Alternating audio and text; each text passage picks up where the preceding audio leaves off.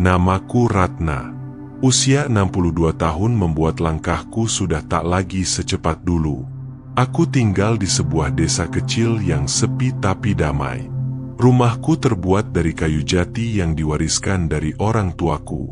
Halamannya luas, cukup untuk menanam singkong, pisang, dan beberapa pohon mangga. Sejak suamiku meninggal 5 tahun lalu karena sakit, aku menjalani hari-hari sendirian. Tidak ada lagi suara batu kecilnya di pagi hari, tidak ada lagi obrolan santai di teras sore hari. Tapi aku tidak sepenuhnya sendiri. Ada kebun kecil yang harus aku rawat, ayam-ayam yang perlu diberi makan, dan tentu saja, kenangan akan anak sematawayangku yang dulu sering membantuku menyiram tanaman. Arif, anakku, adalah kebanggaanku. Dia anak yang rajin, tidak pernah membantah, dan sejak kecil sudah tahu rasanya hidup susah. Kami dulu sering makan hanya dengan sayur bening dan sambal terasi, tapi dia tidak pernah mengeluh. Aku masih ingat, waktu dia lulus sekolah, dia memutuskan merantau ke kota. Wajahnya saat itu penuh semangat, tapi aku tahu ada juga rasa takut di matanya. Aku bekali dia doa, sedikit uang hasil menjual panen singkong, dan pesan yang tak pernah bosan kuucapkan. Jaga sopan santun dan jangan lupakan rumah. 3 tahun lalu, Arif pulang membawa kabar bahwa dia akan menikah dengan seorang gadis bernama Santi. Katanya, mereka bertemu di tempat kerja. Aku sempat cemas. Bagaimana jika gadis itu tidak menyukaiku? Bagaimana jika dia tak mau dekat dengan keluarga suaminya? Tapi semua kekhawatiranku sirna ketika aku pertama kali bertemu Santi. Gadis itu cantik, berpenampilan rapi, dan berbicara dengan sopan. Saat itu, dia memanggilku, Ibu, dengan suara manis, membuatku merasa diterima.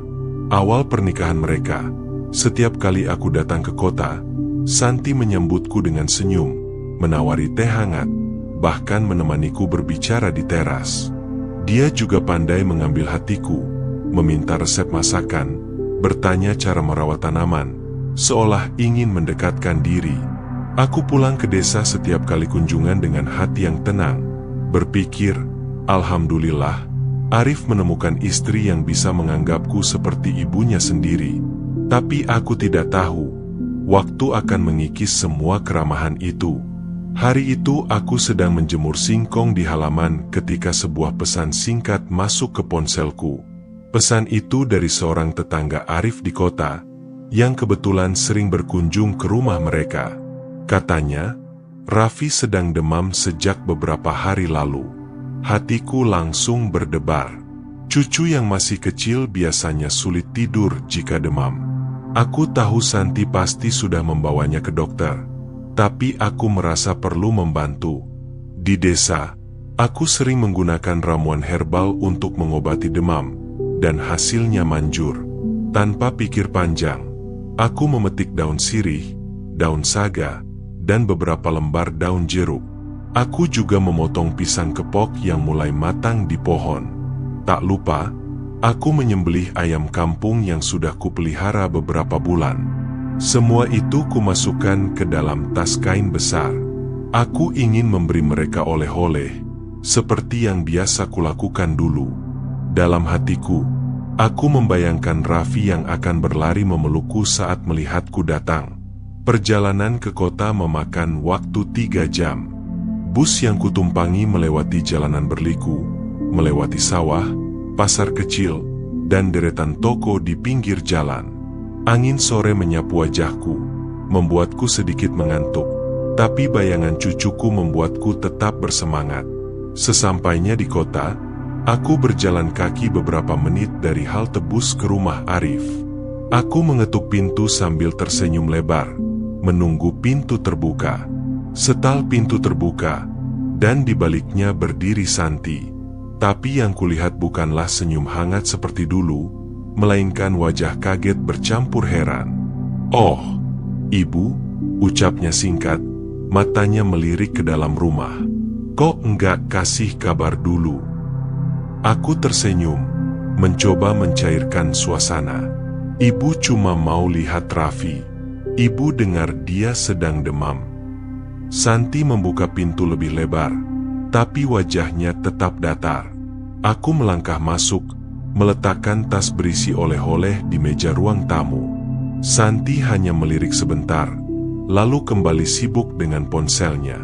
Rumah terasa sepi. Raffi sedang tidur, dan Arif belum pulang kerja.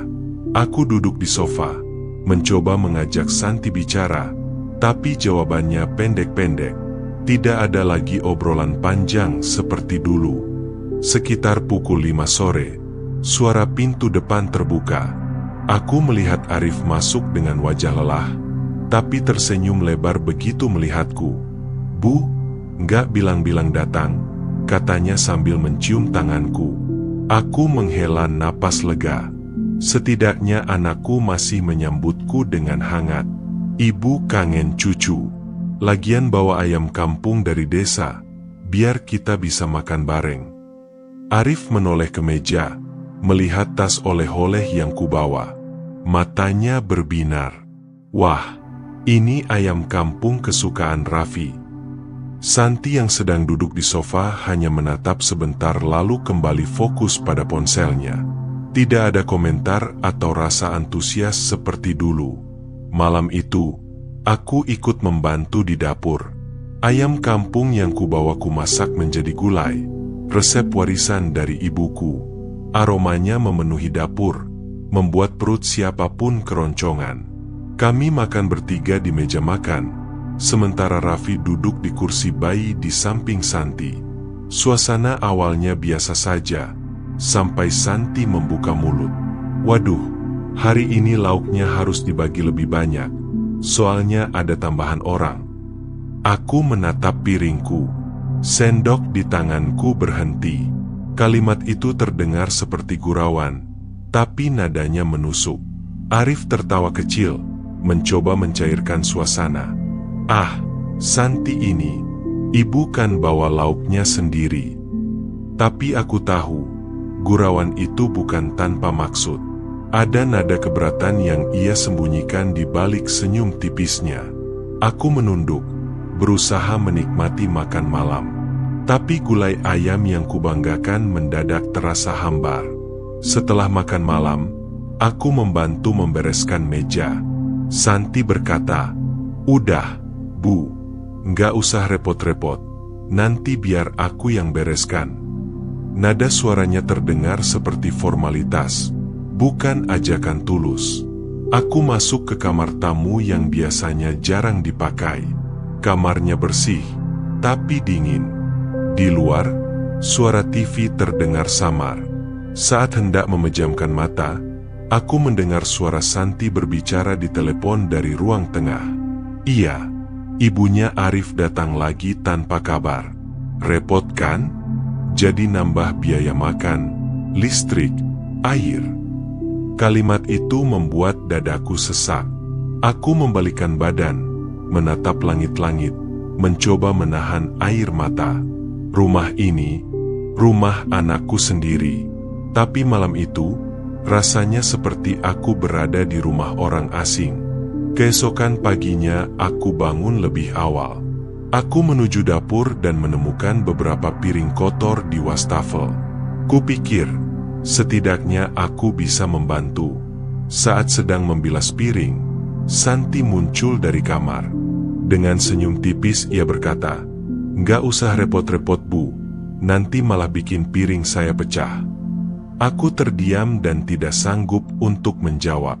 Kata-katanya ringan, tapi seperti memberi tanda bahwa aku tidak sepenuhnya diterima untuk menyentuh apapun di rumah ini. Aku duduk di teras, memandangi jalanan kompleks perumahan yang tenang. Di hatiku, aku bertanya-tanya, sejak kapan aku merasa asing di rumah anakku sendiri? Seingatku, aku tidak pernah meminta uang kepada Arif. Aku juga berusaha untuk tidak merepotkan. Mereka juga hanya mengunjungi aku saat lebaran saja. Meskipun Arif bekerja, dia sangat jarang memberiku uang seperti yang dilakukan oleh anak-anak lain pada orang tuanya. Mungkin keuangan Arif sepenuhnya dipegang oleh Santi. Menjelang siang, aku memutuskan untuk pulang ke desa. Arif tampak heran. "Ibu kok buru-buru? Nggak mau nunggu sampai sore?" Aku tersenyum tipis. "Ibu harus urus kebun, Nak. Nanti kalau kelamaan, tanaman pada layu." Itu hanya alasan. Sebenarnya aku tak sanggup berlama-lama di rumah ini. Sebelum pergi, aku memberikan selembar uang untuk Arif. "Ibu buat jajan Raffi," kataku. Uang itu berasal dari hasil panen singkong terakhirku. Uang yang sebenarnya ingin kupakai untuk membeli kebutuhan rumah. Arif menerimanya dengan senyum, tanpa tahu bahwa itu uang terakhirku. Santi hanya mengangguk tanpa menatapku lama-lama. Di dalam bus, aku duduk di dekat jendela. Kota perlahan menjauh, berganti dengan pemandangan sawah dan perbukitan. Tapi hatiku tetap berat. Aku memikirkan ucapan Santi semalam tentang biaya makan, listrik, dan air yang katanya bertambah gara-gara kedatanganku. Padahal, aku membawa oleh-oleh, bahkan memasak untuk mereka. Aku tidak datang untuk merepotkan. Aku datang untuk memberi kasih sayang. Tapi rupanya, tidak semua orang melihatnya seperti itu. Aku menunduk, membiarkan air mata jatuh. Aku berjanji pada diriku sendiri, bahwa aku tidak akan datang tanpa diundang lagi. Bukan karena aku tak rindu, tapi karena aku lelah dianggap beban. Bagi seorang ibu, rumah anak adalah bagian dari rumahnya sendiri. Tapi bagi sebagian menantu, kedatangan mertua bisa dianggap gangguan. Aku datang sebagai ibu, tapi pulang sebagai tamu asing. Terima kasih sudah menonton sampai akhir. Jika cerita ini menyentuh hatimu, jangan lupa subscribe, tinggalkan komentar, dan bagikan ceritamu di kolom bawah.